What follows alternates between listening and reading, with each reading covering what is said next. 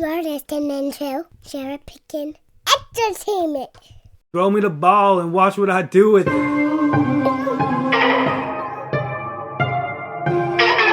are now tuned into the CherryPickin podcast with your host, Andre Cherry.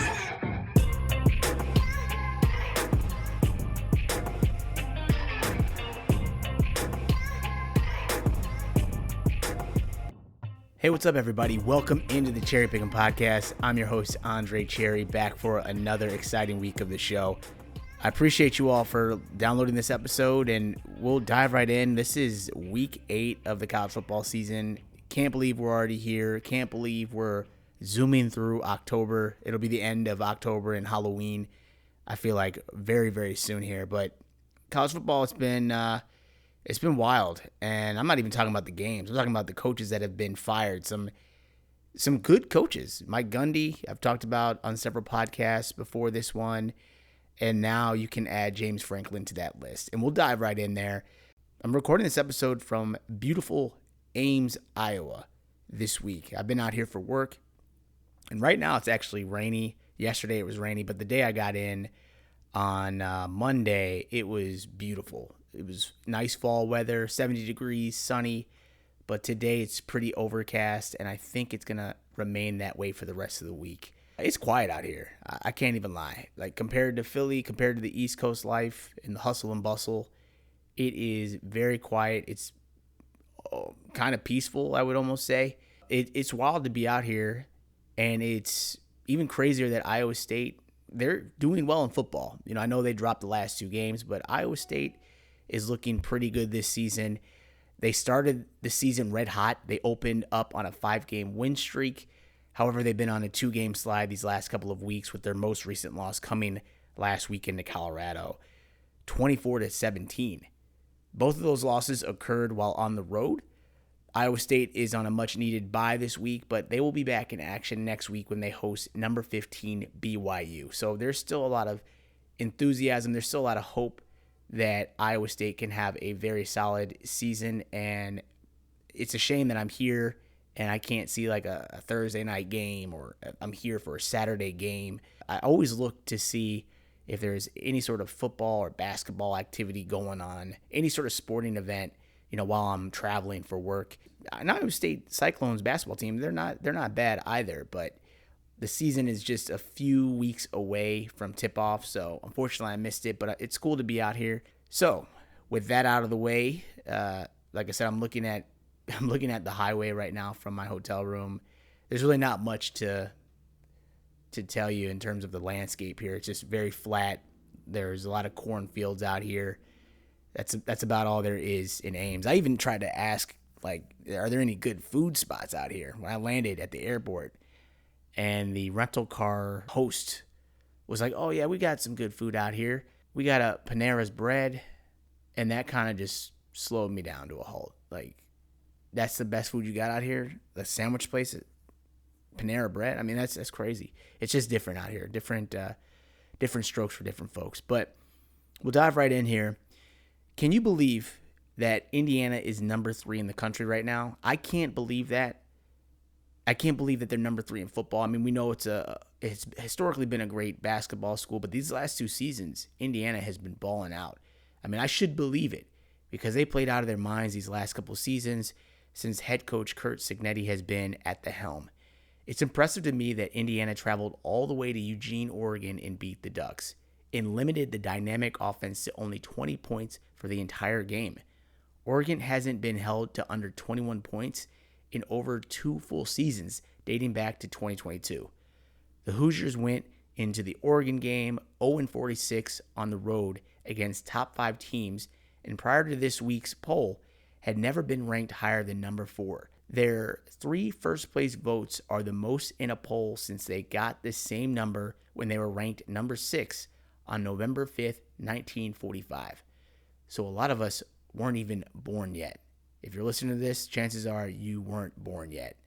That's crazy that Indiana just has never had that success before. But they are in a moment right now. They are feeling themselves, and they're having fun, and they look like a legitimate team. Hoosiers quarterback Fernando Mendoza, he is a huge front runner for the Heisman. And for those curious, Indiana has never had a Heisman winner, so this moment feels special. Granted, Antoine Randall L. was a very exciting player in his own right and finished 6th in the Heisman voting back in 2001. It just feels like Mendoza may be in rare air at IU. And at the end of the season, if all goes according to plan, when you look at Indiana's remaining opponents this season, only one team has an overall winning record at 4-2, and that's Red Hot Maryland. And last season, the Hoosiers creamed the Terrapins 42-28. So if Indiana does the unthinkable and does that yeoman's work and wins out, Mendoza is a Heisman winner, Indiana is back in the playoffs, and has a great chance to go deeper in the playoffs this year. And its head coach, Curt Cignetti, will most likely be accepting a bigger and better job elsewhere. But you got to pause for a moment and give Indiana its flowers. I didn't see this coming. I didn't think they were a real team in the sense that they could get up for these big games, that they could be dominant, that they could just have their way with teams. I thought Indiana was all fluff, and that's my bad. Indiana is the real deal, seriously. So you got to give them their flowers, got to give them their props. Now, with that said, who would have ever thought that Penn State would be in the situation that they're in? So Indiana, huge winners. Penn State, a big loser. And it's kind of wild to me that Penn State finds itself in the position that it's currently in without James Franklin and a shocking 0-3 start in the Big Ten. Penn State opened the season as the number 2 team in the country, and they've been on a tumultuous slide ever since the 2 overtime loss to Oregon a few weeks ago. I thought Penn State losing to UCLA would have been the nail in the coffin for Franklin, but it appears losing to Northwestern at home last weekend was the final straw. And you knew Franklin was gone, or at least I knew he was gone, when you would see him at the end of that UCLA game. He was just standing at the 50-yard line with his daughter, just looking around, looking bewildered into the crowd and just surveying the scene. Like, it felt like he was taking in Penn State and like college football for the last time, with him just looking around the field. And then he did it again, I believe, in the Northwestern loss as well. Like, I think he probably knew that it was it. And so he was taking in the scene. And granted, Penn State fans are some of the most passionate college football fans around. They expect to be winners.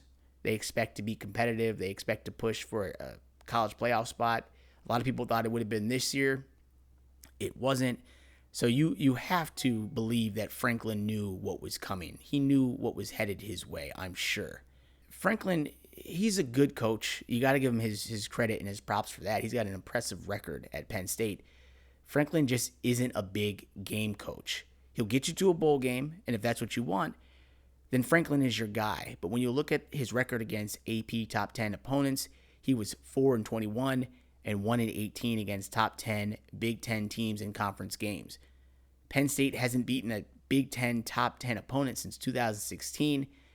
And this is, and there's a quote here from athletic director Pat Kraft, who said, and I quote, "This is not a 3-game thing.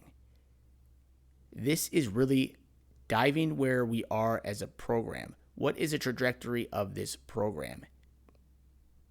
And Kraft also noted that the athletic department will cover the $49 million buyout that Franklin is owed, which is the second biggest buyout in college football history behind Jimbo Fisher's $76 million buyout from Texas A&M a few years ago.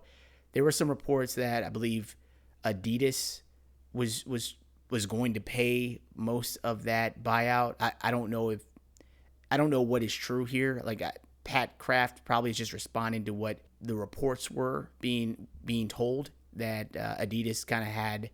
It was kind of fed up with the direction of the program, and they said they'll pay it out. I don't know, what's true or what's not true there. $49 million is a lot of money, but when you're thinking about a program as big as Penn State, a huge brand, they've got a huge nationwide reach. I mean, there are Penn State fans everywhere. And so I am sure they have the money somewhere to be able to pay that out and just clean house. And I think that was actually the right move. Franklin is a good coach, and there's arguments for and against, but Penn State wants to be like Ohio State. They want to be the best team in the Big Ten. They want to be competitive. In my opinion, Penn State really is just Iowa, but in Pennsylvania. You know what I mean? Like, Iowa is just happy to have a good season. There's really not a lot of pressure to win.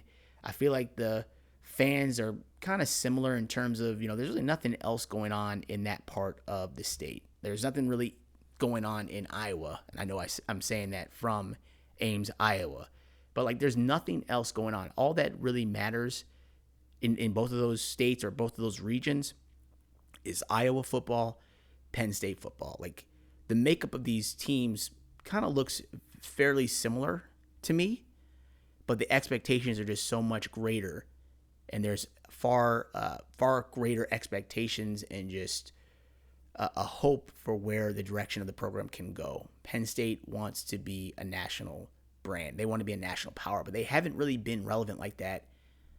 Like, if I'm talking like top 5 team in a while. They've been good. They've been solid. That's nice. But I just told you Franklin hasn't won against top 10 teams. Penn State is always kind of just hanging around for a while, and then the season just implodes when they lose to Ohio State, Michigan. You get it. This year, just nobody saw this coming. They hung in there against Oregon. Okay, tough, hard-fought loss. They almost had that win. But to lose to UCLA the next week and then Northwestern, that's unforgivable. So I think they did the right thing in getting rid of Coach Franklin. I don't know where he goes next. I don't even know if he wants to coach anymore. I'm sure there's some teams and programs that would love to have his services, but he just wasn't a big game coach. And with that said, he lost his job, and now Penn State is trying to figure out if they have an answer to finish off the season, because there's some doubt that they'll even go to a bowl game this year, which would be unthinkable for Penn State fans. So they pressed the emergency button, got him out of there, and now they try to figure out where they go from here. They play Iowa this week, actually, which is kind of funny. So that'll be an exciting game to see how they respond. It's going to be tough the rest of the way. It really will. And then Texas and Arch Manning, we'll just transition over to SEC football. And Arch Manning, they silenced their haters this week or last week in the win against Oklahoma. They silenced the haters for now. UT did the unthinkable in beating the red-hot Oklahoma Sooners in the Red River rivalry, but by a convincing score of 23-6. But I still don't think Manning is deserving of all the credit. The Sooners had 3 turnovers, and its quarterback, John Mateer, was clearly playing injured, as his poor stats indicate to me that he was not at 100% health. He's a baller, though. He's a gamer. He wanted to play in that game specifically. And maybe he did it to his own detriment, to his team's own detriment in playing early. But it is what it is at this point. The former Heisman frontrunner in Mateer, he was 20 of 38 passing with 3 interceptions in his return to the starting lineup for Oklahoma after only being out 17 days post-surgery on his throwing hand. Like, come on, man. Like, let's just not get crazy here and anoint that Texas is back or legit or whatever. Like, everybody is so quick to say that Texas deserves to be back in the playoff conversation. But if you look at their schedule, of the remaining 6 games on the schedule, I see maybe 2-3 wins tops for the Longhorns this season.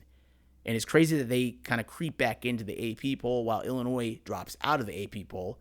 And this is not an Illinois podcast, but Illinois lost to the number 1 team in the country, the number 3 team in the country. They get no respect. And USC is ranked right now. So it seems kind of crazy that we're overlooking Illinois. I think they're a solid team, but for me, I don't think Texas deserves to be ranked right now. And I don't think it's going to end well this season for Texas. I just think they've got a tough remaining schedule. And I expect that they'll probably get 2 wins the remaining games of the season. And then we'll see where things lie at the end of the season for the coach and Arch Manning. But, solid win. They got the win against Oklahoma, their most hated rival in college football. So, you got to call it out for what it is, I guess. Like, I just don't think it's a legit win, but it is what it is. It's a legit win. I'm not trying to take that away. I'm just saying, let's not be quick to anoint Arch Manning as like the next greatest thing. Because I think from what we've seen, I don't know that he's like this great quarterback. And I want to wait to the end of the season to really make that full assessment of like, is this guy that you can build around. I'm not sure that you can, but we'll see. He's got a few more games this season to prove us wrong or prove you right. Now, real quick, I'm going to go through my top 5 locks in college football for Week 8 action. I can't believe it's Week 8. In the ACC, I'm taking Cal over UNC. I think Cal wins over UNC this weekend. There's just too many distractions going on in Chapel Hill. If you've been following the saga and all the drama around it, there's been reports that there's a buyout or that UNC is looking for a buyout for head coach Bill Belichick. And there's a quote here from Bill Belichick, and he says, and I quote, "Reports about my looking for a buyout or trying to leave here is categorically false. There's zero truth to any of that. I'm glad I'm here. We're working toward our goals. We believe very much in the process. We need to just keep working and grinding away, and that's exactly what we're doing." And that's a quote from Bill Belichick. He also had mentioned, it's a learning curve. We're all in it together. We're making a lot of progress, and the process will eventually produce the results we want, like they have everywhere else I've been. And athletic director Bubba Cunningham at UNC, he had some comments as well. He said, and I quote, "There's a steeper learning curve than we all anticipated." Cunningham said, "The gap between expectations and performance is more severe than we expected, and that's what creates a lot of attention." So, I don't know. It's a mess over there, and apparently there was a documentary that was being filmed that was planning to be released that is going to be shelved now, I guess, because UNC has just started off so poorly. I never understood why Bill Belichick wanted to go to college football. Like, I honestly thought that he was just going to wait it out, see if he can get another NFL head coaching job at some point. He had a nice job on CW's college football program, or NFL program, rather. And I figured he was just waiting and biding his time until he could find another head coaching job. For whatever reason, he is, I don't want to say blackballed out of the NFL, but for some reason, he is not coaching right now in the NFL. He had to sit out a couple seasons at least after his tenure with the Patriots ended. I don't know if it's just because of who he is and his style and like what he demands from an organization. Maybe that's too much for organizations, but for whatever reason, he told us his dream was to always coach on the college level. So, if that's true, that's cool. And I just feel like maybe there was just too many distractions in the way. I mean, it's like a whole production. Everybody's so excited for Bill Belichick, this legendary NFL coach, to be at UNC. We saw in one of the games that like Michael Jordan was there, Roy Williams, all these UNC legends were at, I think, the first home game for UNC, and then UNC got humbled pretty quickly in that game. And there's just too much going on. And I know there's a lot being made about his girlfriend, and maybe she's a distraction, but I just think overall, like everything going on in UNC right now around that program is a distraction. So it's not just one person or one thing. It's just all of it is a mess. And UNC, this is a mess of UNC's own making. They did this. You know what I mean? And Bill Belichick, he had signed a contract, I believe, for 5 years, and the total value is $50 million, the first 3 of which the money is guaranteed.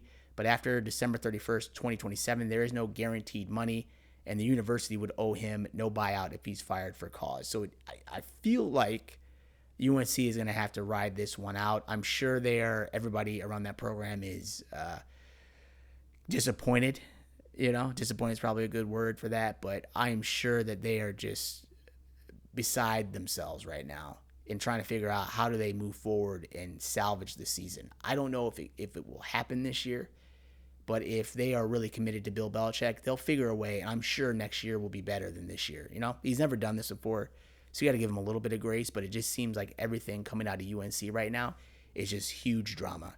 So with that said, I am taking Cal over UNC out of the ACC. Then out of the ACC, my second game out of the ACC, I'm taking Georgia Tech over Duke. This is a really intriguing matchup. Georgia Tech has been on fire all season long en route to a 6-0 record, and Duke has played very well these last 3 weeks while on a 3-game winning streak. Despite Georgia Tech having the better record and coming into the matchup ranked 12th in the country, this unranked Duke squad is actually a slight favorite over the Yellow Jackets. Blue Devils quarterback Darian Mensah has been worth all the NIL money as he's already thrown for over 1,800 yards, 15 touchdowns, and only 2 interceptions. He currently ranks in the top 8 for pass completions in FBS and also top 5 for passing yards. I think he has definitely caught his stride, and Duke has caught its stride, and they seem to be on a serious roll this season. However, I think Georgia Tech is able to limit his playmaking ability and will win this game by at least 7 points. So I'm taking Georgia Tech over Duke. In the Big 12, we've got BYU over Utah. This is the 103rd Holy War. BYU has won the last 2 games in this series after losing 9 straight. I think BYU makes it a 3rd straight win in Provo this weekend for their homecoming celebration. So I'm taking BYU over Utah. And I love that Cougar. Like, you got to go see a BYU game because that Cougar is incredible. Then in the Big 10, I'm taking Ohio State over Wisconsin. It feels like Wisconsin's poor play has gone under the radar this season, at least on the national stage. Head coach Luke Fickell has not seen much success at Wisconsin ever since coming over from Cincinnati 3 years ago. It's a sad decline for a Badgers program that was one of the best in the Big Ten for dating back nearly 10 years ago. Meanwhile, Ohio State looks like one of the best teams in college football, one of the more complete teams around in college football, in my opinion. So with that said, I think Ohio State wins big over the Badgers this weekend, so I'm taking Ohio State over Wisconsin. Then in the SEC, I'm taking Ole Miss over Georgia. Last season, Ole Miss not only beat Georgia, but its defense was able to hold the Dogs to a season-low 10 points and a season-low of 245 total offensive yards. I think these teams are actually pretty evenly matched coming into this matchup this season, but I feel as if Ole Miss and Lane Kiffin in particular are ready to turn the page in the SEC, and they will get the close win against the Dogs this weekend. And, look out for Lane Kiffin's name to be mentioned for that Duke job, or that Penn State job, rather. I think he could be fun. He could be a different change. He could be good energy for Penn State. I'm not saying that he would be the best hire. I'm sure there's other candidates out there that are getting some looks, like Matt Rule at Nebraska. Matt Rule and Pat Kraft, they were both at Temple several years ago. Very curious to see if they would reach out to see if Matt Rule is interested in that job. I think he's downplayed it a little bit, but I think there's some exciting young college football coaches out here that could be a good change of pace for Penn State. I think Lane Kiffin would be a lot of fun, but at any rate, I'm taking Ole Miss over UGA in the SEC. So those are my top 5 picks for Power 4 action within Week 8 of the college football season. I'll run it down for you one more time.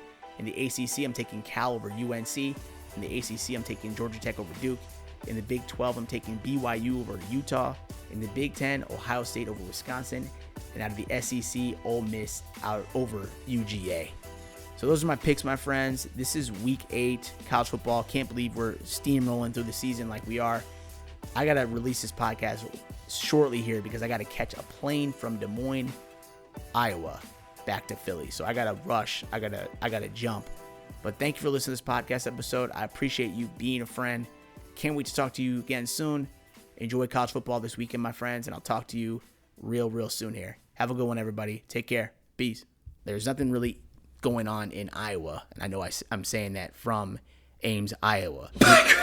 Thank you again for tuning into my Cherry Pickin' podcast. If you enjoyed this episode, please feel free to subscribe to my show and drop me a rating on Apple Podcasts. All of my digital content can be found at the website CherryPickinSports.com. And if you are looking to interact with me via social media, my Twitter handle is @Cherry_Pickin. That's PICKIN. On my Twitter, you'll also find a link to my blog where I post my weekly college football predictions and analysis. I can also be reached via email at cherrypickinsports@gmail.com. Please feel free to reach out to me regarding what you like about this podcast or about what content you'd like to hear more of on future episodes. I sincerely thank you for your support, and I can't wait to talk to you again soon. Take care.